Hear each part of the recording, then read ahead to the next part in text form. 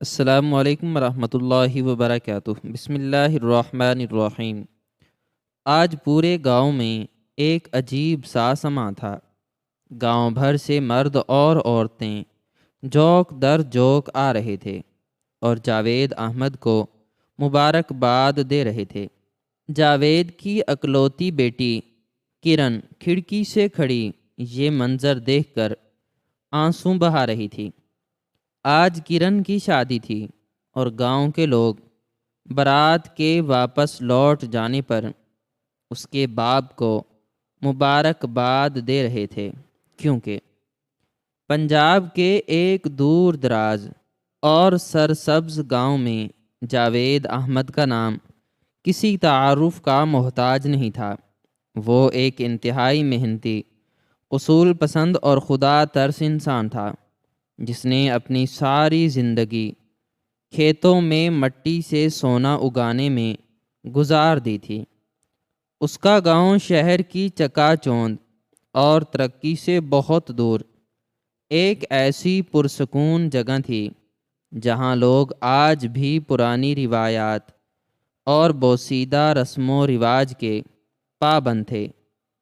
وہاں لڑکیوں کی پیدائش پر خوشی نہیں منائی جاتی تھی اور نہ ہی انہیں تعلیم حاصل کرنے کا کوئی حق دیا جاتا تھا۔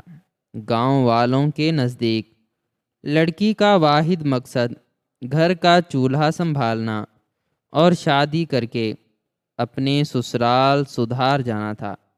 لیکن جاوید احمد کی سوچ اس گاؤں کے ہر شخص سے بالکل مختلف اور بہت بلند تھی۔ جب اس کے گھر اس کی اکلوتی بیٹی کرن کی پیدائش ہوئی تو اس نے پورے گاؤں میں مٹھائی بانٹی تھی اور شکرانے کے نفل ادا کیے تھے۔ گاؤں کے لوگ اس کی اس خوشی پر حیران تھے اور کچھ تو اس کا مذاق بھی اڑاتے تھے کہ ایک بیٹی کی پیدائش پر اتنا جشن منانے کی کیا ضرورت ہے۔ لیکن جاوید احمد کے لیے اس کی بیٹی کسی نعمت سے کم نہیں تھی۔ کرن کی ماں ایک انتہائی نیک اور صابر عورت تھی، جس نے ہر مشکل وقت میں اپنے شوہر کا ساتھ دیا تھا۔ لیکن بدقسمتی سے جب کرن بمشکل 5 سال کی تھی تو اس کی ماں ایک شدید بیماری میں مبتلا ہو گئی۔ گاؤں میں کوئی مستند ڈاکٹر یا ہسپتال نہیں تھا اور شہر تک لے جانے کے لیے نہ تو مناسب سواری تھی اور نہ ہی وقت۔ حالات اتنے خراب تھے کہ ایک معمولی سی بیماری نے ایک جان لیوا شکل اختیار کر لی اور کرن کی ماں اسے بلکتا ہوا چھوڑ کر اس دنیا سے رخصت ہو گئی۔ اس واقعے نے جاوید احمد کی روح کو جھنجھوڑ کر رکھ دیا تھا۔ اس نے اپنی بیوی کی قبر پر کھڑے ہو کر یہ عہد کیا تھا کہ وہ اپنی بیٹی کو اس گاؤں کی تاریکیوں میں ضائع نہیں ہونے دے گا، بلکہ اسے علم کی ایسی روشنی دے گا کہ وہ بڑی ہو کر ایک عظیم طبیبہ بنے گی اور کسی اور کی ماں یا بہن کو علاج کی سہولیات نہ ہونے کی وجہ سے مرنے نہیں دے گی۔ یہ ایک باپ کا اپنی بیٹی کے لیے دیکھا گیا ایک ایسا خواب تھا جس کی تعبیر پانے کے لیے اسے آگ کے دریا سے گزرنا تھا۔ جاوید احمد نے کرن کی پرورش ایک بیٹے کی طرح نہیں بلکہ ایک شہزادی کی طرح کی۔ اس نے کبھی کرن کو اس کی ماں کی کمی محسوس نہیں ہونے دی۔ وہ دن بھر کھیتوں میں سخت مشقت کرتا اور رات کو گھر آ کر اپنی بیٹی کے لیے کھانا پکاتا، اس کے کپڑے دھوتا اور اسے کہانیاں سنا کر سلا دیتا۔ جیسے جیسے کرن بڑی ہو رہی تھی، اس کی ذہانت اور علم سے لگن واضح ہوتی جا رہی تھی۔ وہ گاؤں کے مقامی مکتب میں پڑھنے جاتی تو اساتذہ اس کی قابلیت پر حیران رہ جاتے۔ وہ ہمیشہ اپنی جماعت میں اول آتی تھی، لیکن جب کرن نے اسکول کی تعلیم مکمل کر لی تو جاوید احمد کے سامنے ایک بہت بڑا امتحان کھڑا ہوا۔ گاؤں میں آگے پڑھنے کے لیے کوئی یونیورسٹی نہیں تھی، اور شہر کی یونیورسٹی میں بھیجنے کا مطلب تھا کہ گاؤں کے لوگوں کی طعنہ زنی اور مخالفت کا سامنا کرنا۔ گاؤں کے بزرگوں نے جاوید احمد کو بلا کر سمجھایا کہ لڑکی جوان ہو گئی ہے، اب اسے شہر بھیجنے کی کوئی ضرورت نہیں ہے، اس کی شادی کر دو اور اپنی ذمہ داری سے آزاد ہو جاؤ۔ لیکن جاوید احمد نے سب کی مخالفت مول لے لی اور سینہ تان کر کہا کہ میری بیٹی میرا فخر ہے اور وہ اعلیٰ تعلیم حاصل کر کے اس گاؤں کا نام روشن کرے گی۔ اس نے اپنی بیٹی کو شہر کی ایک بڑی یونیورسٹی میں داخل کروا دیا۔ کرن روزانہ صبح سویرے اٹھ کر کئی میل کا سفر پیدل طے کر کے بس کے مقام تک پہنچتی اور پھر شہر جا کر تعلیم حاصل کرتی۔ اس کے کپڑے سادہ ہوتے تھے اور اس کے پاس شہر کی لڑکیوں جیسی کوئی چمک دمک نہیں تھی، لیکن اس کے ہاتھ میں پکڑی کتابیں اور اس کی آنکھوں میں چمکتے ہوئے خواب اسے سب سے ممتاز بناتے تھے۔ شہر کی اعلیٰ یونیورسٹی میں داخلہ ملنے کے بعد کرن نے دن رات ایک کر دیے۔ اس کا ہدف بہت واضح تھا، اسے اپنے باپ کے اس خواب کو سچا ثابت کرنا تھا جو اس نے اپنی ماں کی قبر پر دیکھا تھا۔ طب کی تعلیم حاصل کرنا کوئی آسان کام نہیں تھا، اس کے لیے بے پناہ محنت اور بھاری اخراجات درکار تھے۔ جاوید احمد نے اپنی بیٹی کی تعلیم کے اخراجات پورے کرنے کے لیے اپنی زمین کا ایک حصہ بھی فروخت کر دیا اور دن رات دوہری مشقت کرنے لگا۔ وہ اپنے پرانے اور پھٹے ہوئے کپڑے پہن کر گزارا کر لیتا، لیکن کرن کی کتابوں اور اس کی فیس کے لیے کبھی پیسوں کی کمی نہیں ہونے دیتا تھا۔ کرن جب رات کو دیر تک اپنی لالٹین کی روشنی میں پڑھتی رہتی تو جاوید احمد اس کے پاس بیٹھ کر اسے پنکھا جھلتا رہتا اور اسے تسلی دیتا کہ ایک دن یہ ساری اندھیری راتیں روشنی میں بدل جائیں گی۔ کرن اپنے باپ کی ان قربانیوں کو دیکھ کر اکثر رو پڑتی تھی۔ وہ جانتی تھی کہ اس کا باپ اس کے لیے کس قدر صعوبتیں برداشت کر رہا ہے۔ اس عظیم یونیورسٹی میں کرن نے اپنی بے پناہ ذہانت کا لوہا منوایا۔ اساتذہ اس کی قابلیت کے معترف تھے اور وہ ہمیشہ اعلیٰ ترین درجات سے کامیابی حاصل کرتی رہی۔ سالہ سال کی اس سخت مشقت اور صبر آزما جد و جہد کے بعد بالآخر وہ دن آ ہی گیا جب کرن نے اپنی ڈاکٹری کی اعلیٰ ترین سند حاصل کر لی۔ وہ اب ایک مستند ڈاکٹر بن چکی تھی۔ جس دن اس نے وہ کالا لباس اور سند پہنی تو جاوید احمد کی آنکھوں سے خوشی کے آنسو چھلک پڑے۔ اس نے اپنی بیٹی کا ماتھا چوما اور کہا کہ آج تو نے میرے سینے کو فخر سے چوڑا کر دیا ہے۔ تیری ماں کی روح آج آسمانوں پر خوش ہو رہی ہوگی۔ گاؤں والوں نے جب سنا کہ جاوید کی بیٹی نے اتنی بڑی تعلیم حاصل کر لی ہے تو ان کے رویوں میں بھی کچھ تبدیلی آئی۔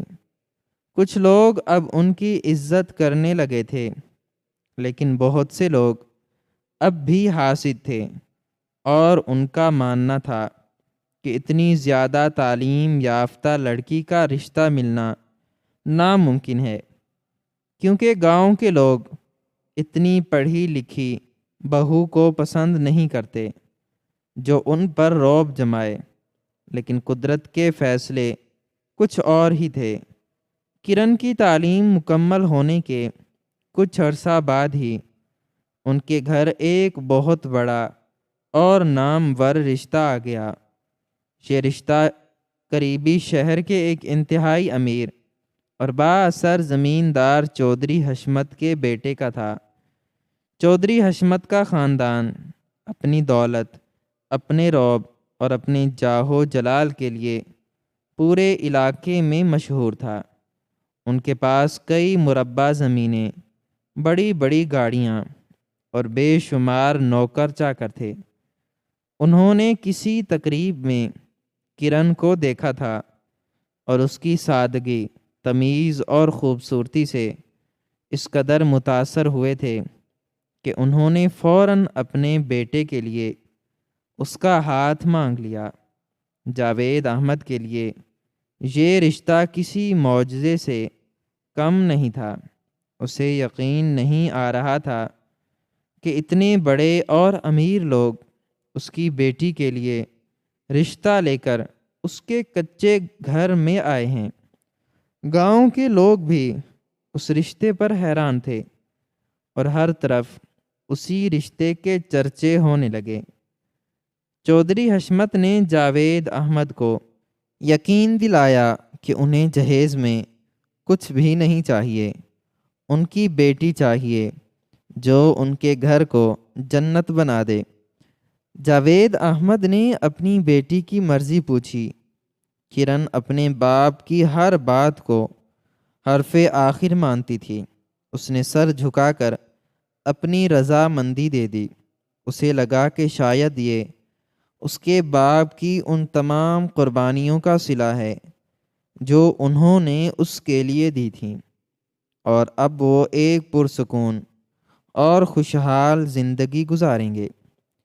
رشتے کی بات پکی ہو گئی اور شادی کی تیاریاں زور و شور سے شروع ہو گئیں۔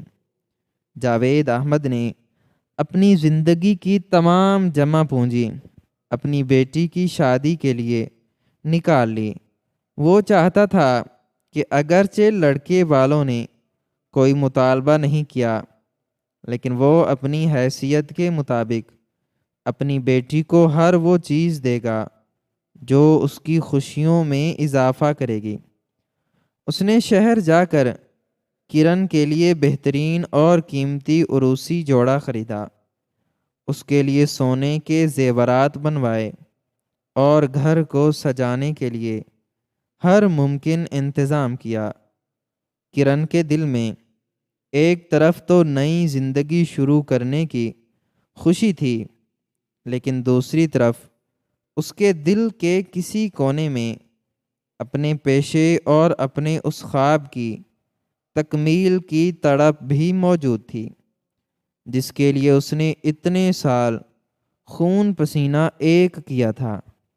وہ چاہتی تھی کہ شادی کے بعد وہ ایک ایسا ہسپتال بنائے جہاں وہ غریب اور بے سہارا لوگوں کا مفت علاج کر سکے، لیکن اس نے یہ تمام باتیں شادی کے بعد اپنے شوہر سے کرنے کا فیصلہ کیا تھا۔ شادی کی تاریخ قریب آتے ہی گھر میں خوشیوں کا سماں بندھ گیا۔ محلے کی عورتیں رات گئے تک ڈھولک بجاتیں اور گیت گاتیں۔ کرن کے ہاتھوں پر مہندی رچائی گئی اور اس کی آنکھوں میں حیا اور خوشی کی چمک نمایاں تھی۔ جاوید احمد بیٹی کو دلہن بنے دیکھ کر اپنی آنکھوں سے بہنے والے آنسوؤں کو روک نہیں پا رہا تھا۔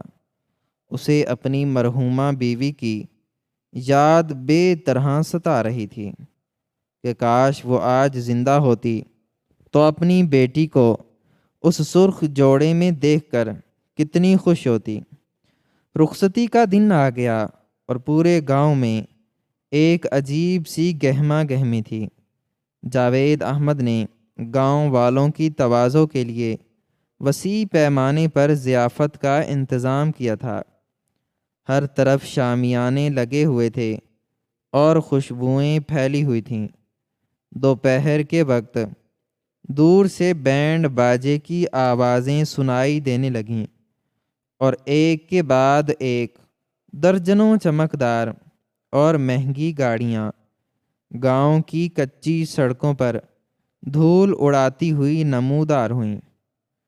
چودھری حشمت کی بارات کسی بادشاہ کے قافلے سے کم نہیں تھی۔ دولہا ایک انتہائی مہنگی اور سجی ہوئی گاڑی میں بیٹھا تھا اور اس کے ساتھ بے شمار مسلح محافظ تھے جو ہوائی فائرنگ کر کے اپنی طاقت اور دولت کا مظاہرہ کر رہے تھے۔ جاوید احمد نے گاؤں کے معززین کے ساتھ مل کر بارات کا شاندار استقبال کیا۔ ان پر پھولوں کی پتیاں نچھاور کی گئیں اور انہیں انتہائی عزت اور احترام کے ساتھ پنڈال کے سب سے نمایاں اور سجے ہوئے حصے میں بٹھایا گیا۔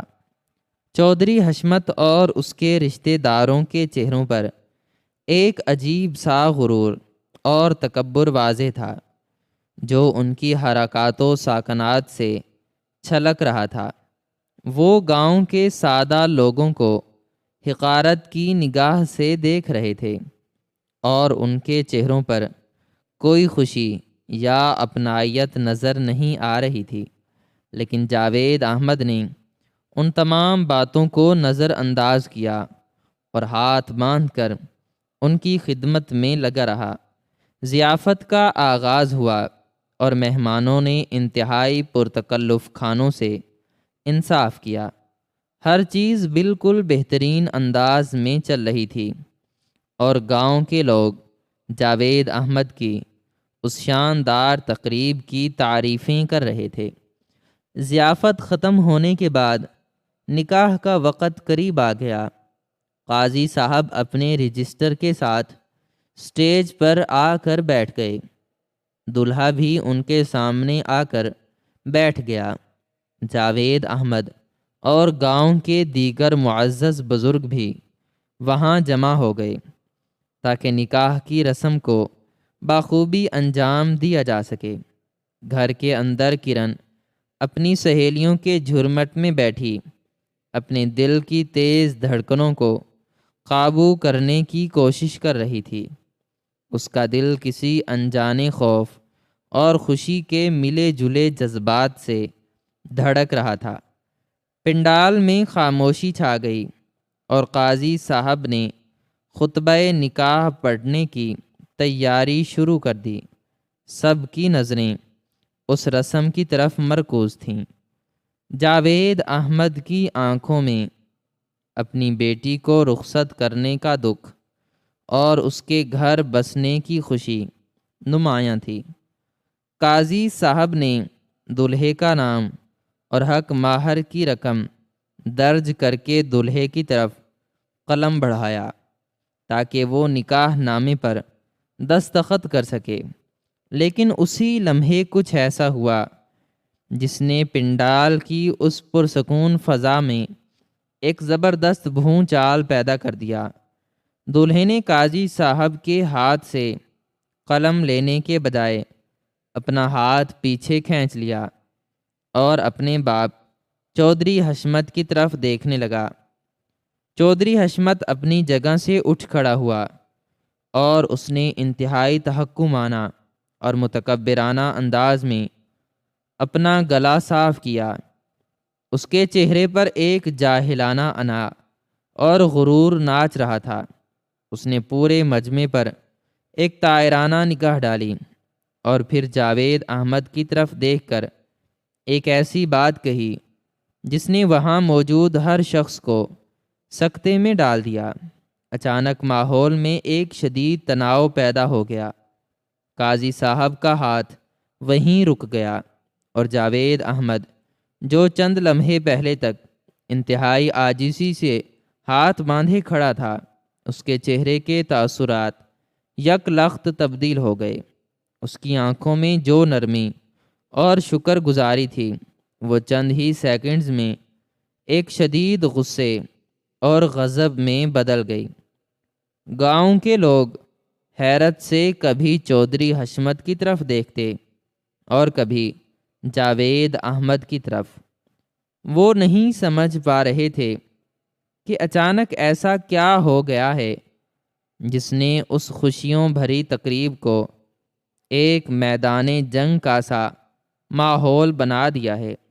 پنڈال میں موجود ہر شخص کی سانسیں رک گئیں اور ایک عجیب سی خاموشی چھا گئی، جس میں صرف تیز ہوا کے جھونکے شامیانوں کو اڑا رہے تھے۔ جاوید احمد کے جسم میں جیسے کوئی بجلیاں بھر گئی ہوں۔ اس نے اپنے قدموں کو مضبوطی سے زمین پر جمایا اور اپنی گردن کو فخر سے اونچا کر لیا۔ اس کا چہرہ غصے سے سرخ ہو چکا تھا اور اس کی مٹھیاں سختی سے بھینچ چکی تھیں۔ اس نے قاضی صاحب کے سامنے رکھے ہوئے رجسٹر کو ایک زوردار جھٹکے سے بند کر دیا اور دلہے کے گلے میں پڑا ہوا پھولوں کا قیمتی ہار اپنے ہاتھوں سے نوچ کر زمین پر پھینک دیا۔ دولہا اور چودھری حشمت اس اچانک اور غیر متوقع رد عمل پر ہکا بکا رہ گئے۔ انہیں ہرگز یہ توقع نہیں تھی کہ ایک غریب اور معمولی سا کسان ان جیسے طاقتور اور امیر لوگوں کے سامنے اس طرح سر اٹھانے کی جرت کرے گا۔ جاوید احمد نے اپنی گرجدار آواز میں کچھ ایسا کہا جو پورے پنڈال میں گونج اٹھا۔ اس کی آواز میں کوئی لرزش، کوئی خوف یا کوئی معذرت خواہانہ انداز نہیں تھا، بلکہ ایک ایسی للکار تھی جو کسی بہت بڑے غرور کو خاک میں ملانے کے لیے کافی تھی۔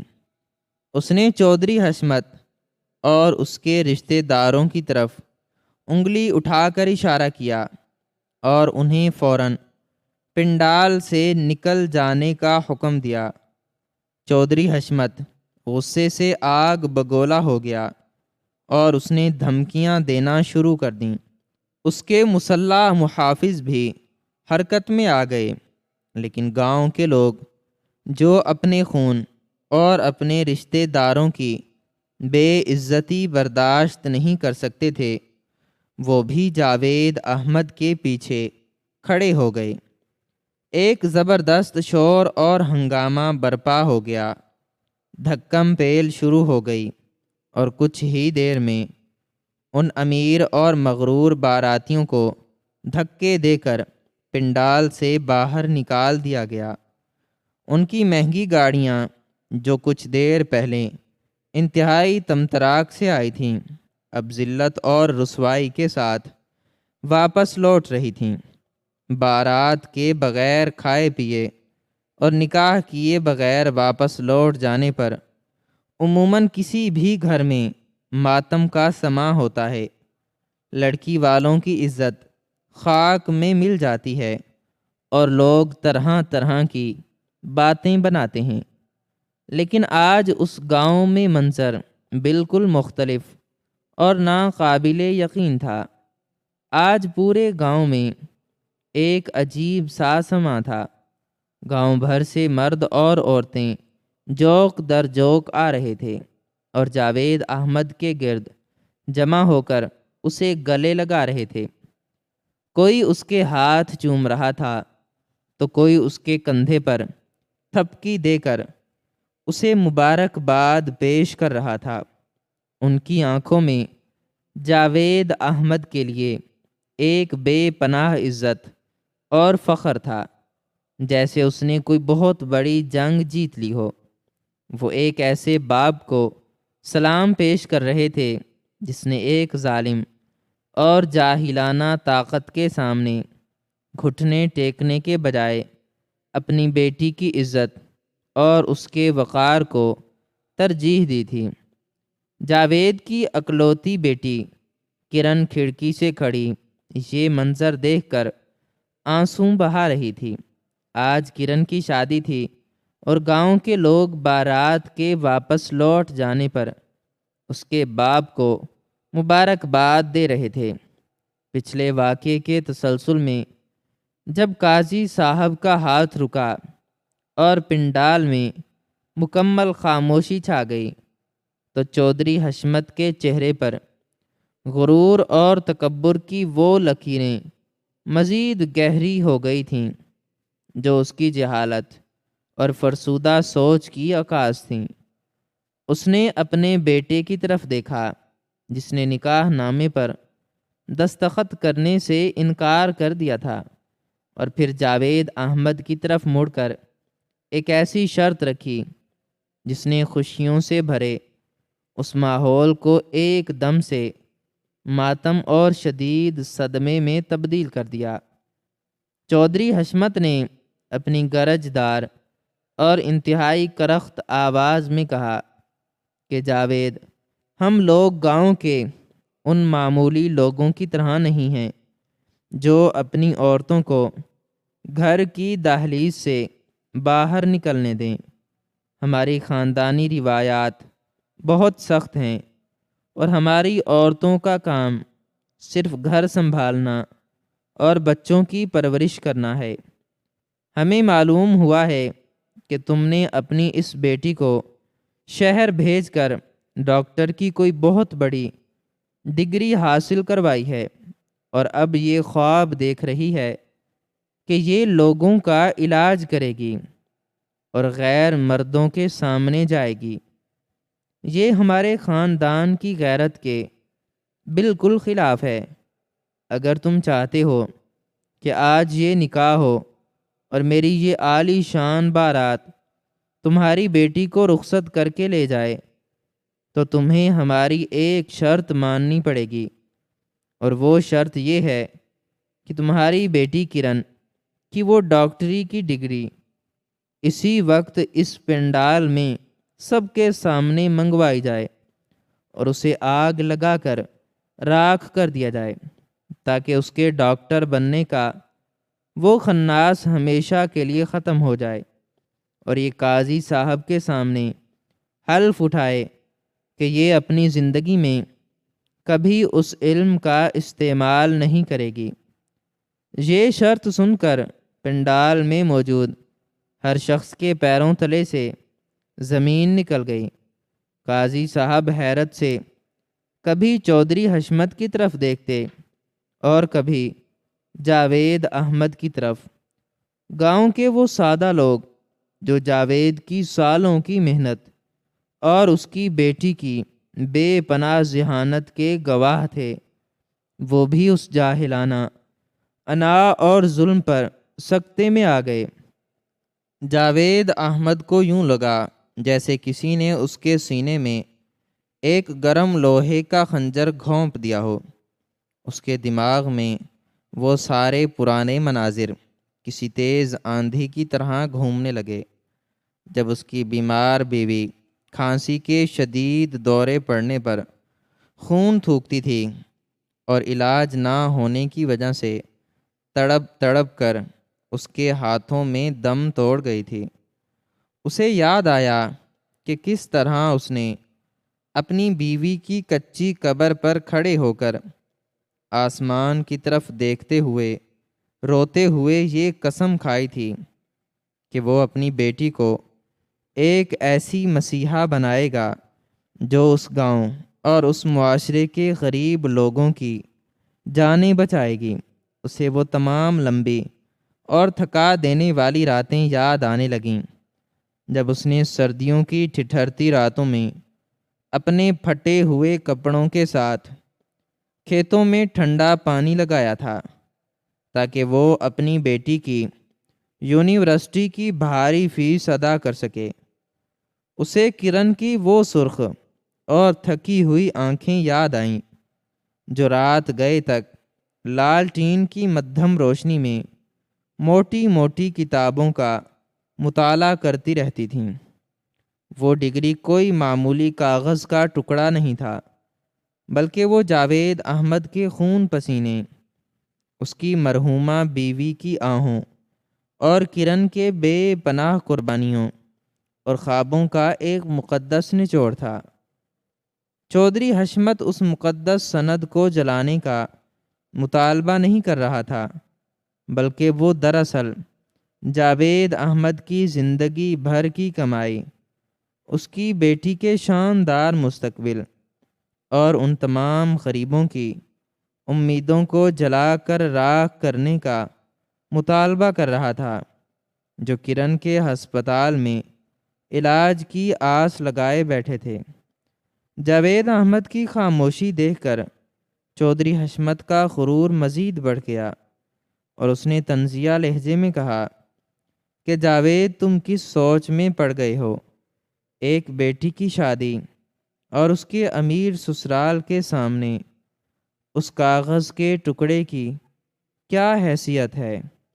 جاؤ، جا کر وہ ڈگری لاؤ اور اسے ہمارے سامنے نظر آتش کرو تاکہ نکاح کی رسم آگے بڑھ سکے۔ لیکن چودھری حشمت اس بات سے بالکل بے خبر تھا کہ آج صبح سویرے ہی اس کچے گھر میں قدرت نے ایک ایسا معجزہ بھیجا تھا جس نے کرن کی اس ڈاکٹری کی ڈگری کو ایک ایسی طاقت اور ایسی پہچان دی تھی جسے دنیا کی کوئی دولت اور کوئی تکبر نہیں خرید سکتا تھا۔ آج صبح جب گھر میں شادی کی تیاریاں عروج پر تھیں اور کرن اپنے ہاتھوں پر مہندی لگوا رہی تھی تو گلی میں حکومت کا ایک نامہ بر آیا تھا، جس کے ہاتھ میں ایک بڑا سا خاکی رنگ کا لفافہ تھا، جس پر حکومت کی بہت بڑی اور واضح مہر لگی ہوئی تھی۔ اس نے وہ لفافہ جاوید احمد کے حوالے کیا تھا۔ جاوید احمد نے کانپتے ہوئے ہاتھوں سے جب وہ لفافہ کھولا تھا تو اس کے اندر ایک سرکاری فرمان موجود تھا۔ کرن نے جب اس فرمان کو پڑھا تھا تو اس کی آنکھوں سے خوشی کے آنسو چھلک پڑے تھے، کیونکہ وہ کوئی معمولی خط نہیں تھا، بلکہ وہ شہر کے سب سے بڑے سرکاری ہسپتال کی طرف سے کرن کی تعیناتی کا فرمان تھا۔ کرن کی بے پناہ ذہانت اور اس کے شاندار امتحانی نتائج کو دیکھتے ہوئے حکومت نے اسے اس بڑے ہسپتال میں اعلیٰ ترین جراح کے عہدے پر فائز کر دیا تھا۔ یہ عہدہ اس قدر بڑا اور باوقار تھا کہ اس پر پہنچنے کے لیے لوگوں کو سالوں سال لگ جاتے تھے، لیکن کرن کی قابلیت نے اسے پہلی ہی بار میں اس اعلیٰ مقام تک پہنچا دیا تھا جہاں وہ ہزاروں بے بس اور غریب مریضوں کی جانیں بچانے والی تھی۔ وہ فرمان اس بات کی گواہی تھا کہ کرن کی محنت رنگ لائی ہے اور اب وہ ایک ایسا سائے دار درخت بن چکی ہے جس کی چھاؤں میں بے شمار بیمار اور لاچار لوگ پناہ لیں گے۔ جاوید احمد نے اس فرمان کو اپنے سینے سے لگا لیا تھا اور اس کا ماتھا تشکر سے سجدے میں گر گیا تھا۔ یہ وہ راز تھا جو جاوید احمد اور کرن کے دل میں دفن تھا، اور وہ اسے رخصتی کے وقت چودھری حشمت کو بتانے والے تھے تاکہ ان کی خوشیوں میں اضافہ ہو سکے۔ لیکن چودھری حشمت کی اس جاہلانہ شرط نے جاوید احمد کی آنکھوں سے وہ پردہ ہٹا دیا تھا جو اس نے ایک امیر اور با اثر خاندان کی چمک دمک میں اندھا ہو کر اپنی آنکھوں پر ڈال لیا تھا۔ اسے سمجھ آ گئی تھی کہ یہ لوگ بظاہر بہت امیر اور معزز نظر آتے ہیں، لیکن اندر سے یہ انتہائی کھوکھلے، جاہل اور عورت کو ایک غلام اور جوتی کی نوک پر رکھنے والے درندے ہیں جو کسی عورت کی کامیابی اور اس کی پہچان کو برداشت نہیں کر سکتے۔ جاوید احمد کا غصہ اس کی برداشت سے مکمل طور پر باہر ہو گیا تھا۔ اس کے جسم میں جیسے کوئی بجلیاں بھر گئی ہوں۔ اس نے اپنے قدموں کو مضبوطی سے زمین پر جمایا اور اپنی گردن کو فخر سے اونچا کر لیا۔ اس کا چہرہ غصے سے سرخ ہو چکا تھا اور اس کی مٹھیاں سختی سے بھینچ چکی تھیں۔ اس نے قاضی صاحب کے سامنے رکھے ہوئے رجسٹر کو ایک زوردار جھٹکے سے بند کر دیا اور دولہے کے گلے میں پڑا ہوا پھولوں کا قیمتی ہار اپنے ہاتھوں سے نوچ کر زمین پر پھینک دیا۔ دولہا اور چودھری حشمت اس اچانک اور غیر متوقع رد عمل پر ہکا بکا رہ گئے۔ انہیں ہرگز یہ توقع نہیں تھی کہ ایک غریب اور معمولی سا کسان ان جیسے طاقتور اور امیر لوگوں کے سامنے اس طرح سر اٹھانے کی جرت کرے گا۔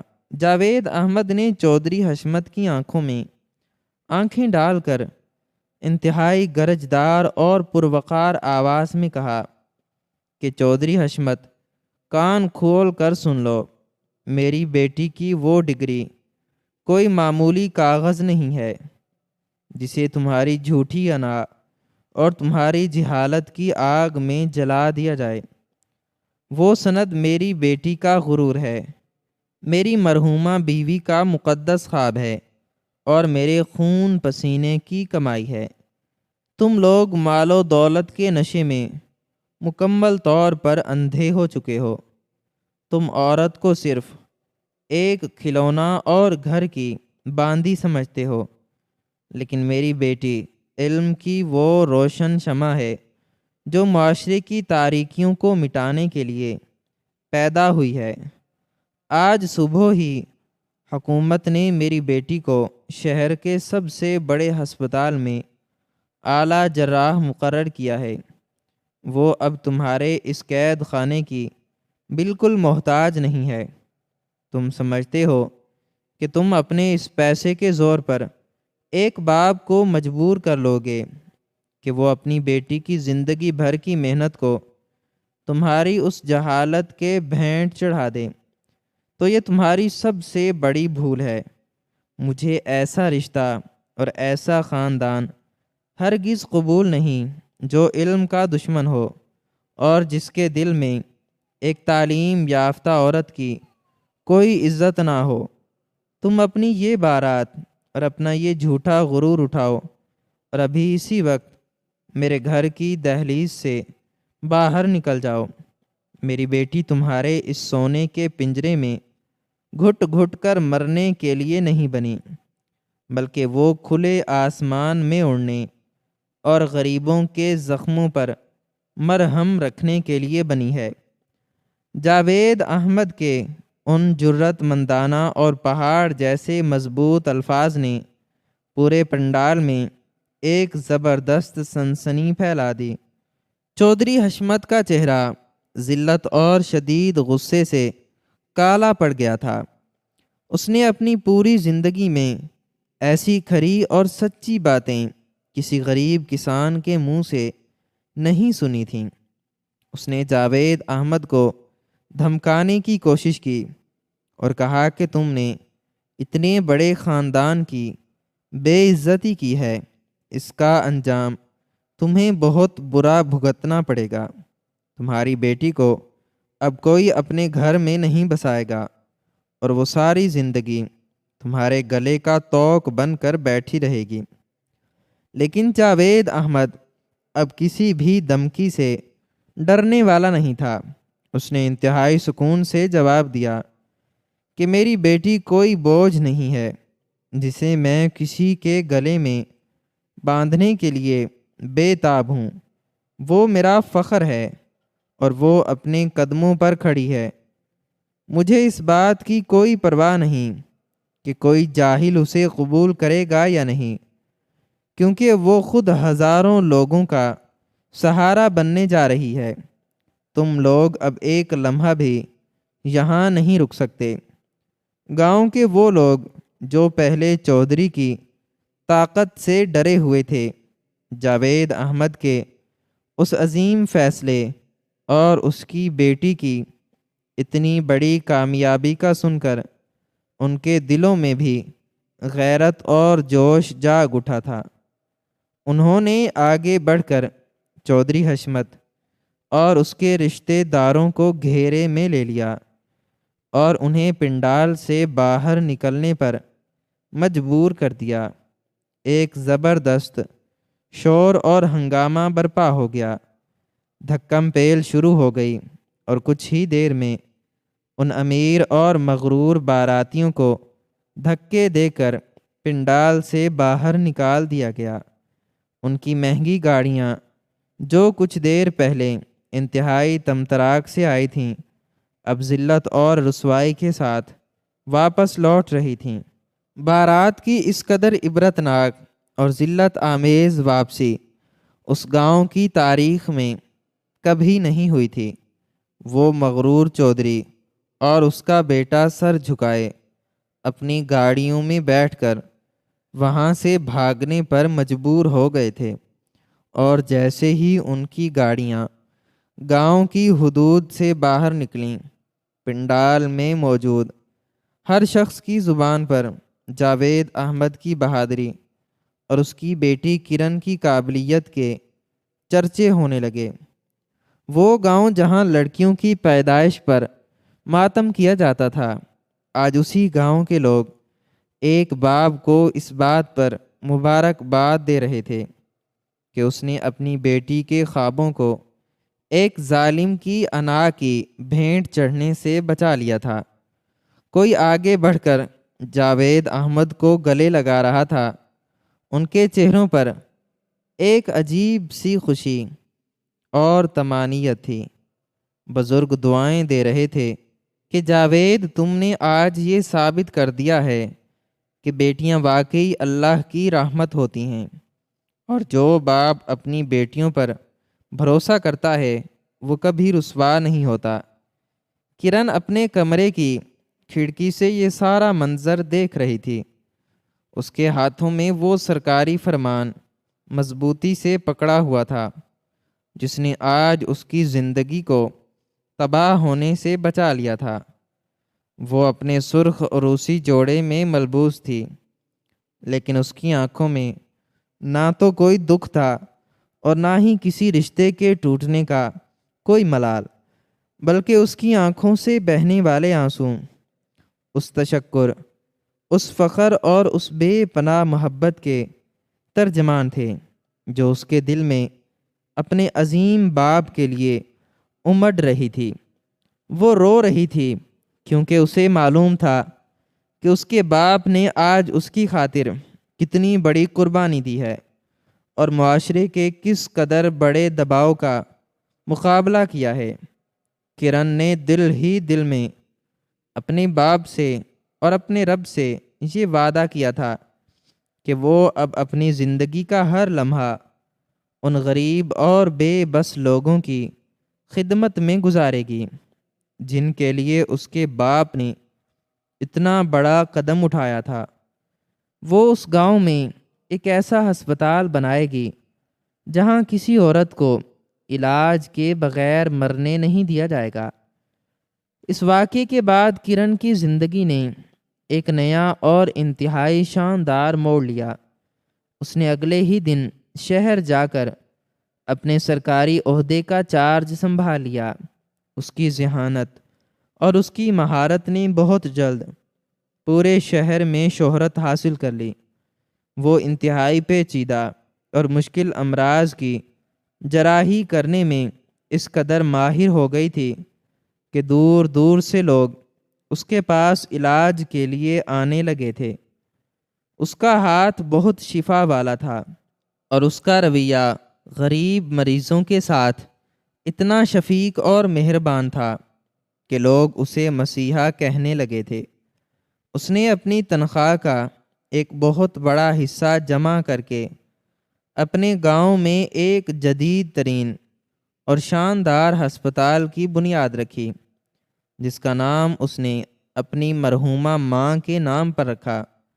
اس ہسپتال میں گاؤں کے غریب لوگوں کا بالکل مفت علاج کیا جاتا تھا، اور اب گاؤں کی کسی عورت کو معمولی بیماری کی وجہ سے جان نہیں گنوانی پڑتی تھی۔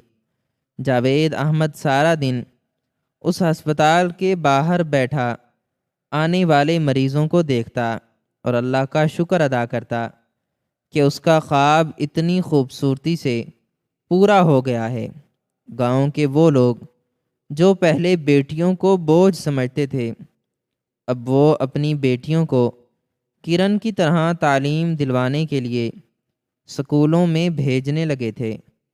کرن کی ایک کامیابی نے پورے گاؤں کی سوچ کو بدل کر رکھ دیا تھا، اور پھر قدرت کا مکافات عمل بھی ایک دن سب کے سامنے آ گیا۔ چند سالوں بعد اسی چودھری حشمت کا وہی بیٹا جس کی بارات واپس لوٹائی گئی تھی، ایک انتہائی خوفناک حادثے کا شکار ہو گیا۔ اس کی حالت اس قدر تشویشناک تھی کہ شہر کے کسی ڈاکٹر نے اس کا آپریشن کرنے کی ذمہ داری نہیں لی۔ سب نے کہا کہ اسے صرف اس شہر کی سب سے بڑی ڈاکٹر ہی بچا سکتی ہے۔ چودھری حشمت روتا ہوا اپنی دولت کے انبار لے کر اس بڑے ہسپتال میں پہنچا، اور جب وہ اس اعلیٰ جراح کے کمرے میں داخل ہوا تو اس کے پیروں تلے سے زمین نکل گئی۔ سامنے کرسی پر سفید لباس پہنے کوئی اور نہیں بلکہ وہی کرن بیٹھی تھی جس کی سند کو وہ چند سال پہلے جلانا چاہتا تھا۔ چودھری حشمت شرمندگی اور ندامت سے زمین میں گڑا جا رہا تھا۔ اسے لگا کہ کرن اب اس کے بیٹے کا علاج کرنے سے انکار کر دے گی اور اپنا بدلہ لے لے گی، لیکن کرن نے اس کی طرف دیکھ کر ایک انتہائی پروقار مسکراہٹ دی اور کہا کہ چودھری صاحب، آپ فکر نہ کریں، ایک ڈاکٹر کا کام زندگیاں بچانا ہوتا ہے، اور میں اپنے پیشے کے ساتھ غداری نہیں کر سکتی۔ میرے باپ نے مجھے جانیں بچانا سکھایا ہے، جانیں لینا نہیں۔ کرن نے کئی گھنٹوں کی سخت محنت اور آپریشن کے بعد اس کے بیٹے کی جان بچا لی۔ جب چودھری حشمت نے روتے ہوئے کرن کے باپ جاوید احمد سے معافی مانگنے کی کوشش کی اور کہا کہ اسے اس کے غرور کی سزا مل گئی ہے، تو جاوید احمد نے انتہائی سکون سے جواب دیا کہ چودھری صاحب، انسان کا غرور صرف اسی وقت ٹوٹتا ہے جب وہ قدرت کے سامنے بے بس ہو جاتا ہے۔ میری بیٹی کی علم کی روشنی نے آج آپ کے بیٹے کی جان بچائی ہے۔ کاش آپ اس دن سمجھ جاتے کہ بیٹیاں بوجھ نہیں ہوتیں بلکہ وہ ایسا نور ہوتی ہیں جو مشکل وقت میں اندھیروں کو چیر کر راستہ دکھاتی ہیں۔ یہ کہانی ہمیں یہ عظیم سبق دیتی ہے کہ بیٹیوں کی تعلیم اور ان کے حقوق پر کبھی سمجھوتا نہیں کرنا چاہیے۔ ایک جاہلانہ انا اور فرسودہ روایات کے سامنے جھکنے کے بجائے اگر انسان سچائی اور علم کا راستہ چنے تو اللہ اسے ایسی عزت اور ایسا مقام عطا کرتا ہے کہ اس کے دشمن بھی اس کے در پر جھکنے پر مجبور ہو جاتے ہیں۔ جاوید احمد کا وہ ایک دلیرانہ فیصلہ نہ صرف اس کی بیٹی کی زندگی کا محافظ بنا بلکہ اس نے پورے معاشرے کے لیے ایک ایسی روشن مثال قائم کر دی جو رہتی دنیا تک جہالت کے اندھیروں میں علم اور شعور کی کرن بن کر چمکتی رہے گی، اور یہ ثابت کرتی رہے گی کہ وہ بیٹیاں جو اپنے باپ کے اعتماد اور محبت کے سائے میں پروان چڑھتی ہیں، وہ ایک دن پورے معاشرے کی تقدیر بدلنے کی طاقت رکھتی ہیں، اور ان کے خوابوں کو کسی بھی ظالم کی انا کی بھینٹ نہیں چڑھایا جا سکتا۔ کرن کی یہ کامیابی دراصل اس سچائی کی جیت تھی کہ علم وہ واحد طاقت ہے جو انسان کو جھوٹے غرور اور تکبر کے ہر بت کو توڑنے کا حوصلہ دیتی ہے، اور ایک سچے باپ کی قربانی کبھی رائے گاہ نہیں جاتی بلکہ وہ ایک ایسے شجر سایہ دار میں تبدیل ہو جاتی ہے جس سے آنے والی کئی نسلیں مستفید ہوتی ہیں۔ ناظرین، ہماری آج کی یہ کہانی آپ کو کیسی لگی؟ کمنٹ سیکشن میں اپنی رائے کا اظہار ضرور کریں، اور مزید اس طرح کی ویڈیوز دیکھنے کے لیے ہمارے چینل کو سبسکرائب کرنا نہ بھولیں۔ شکریہ۔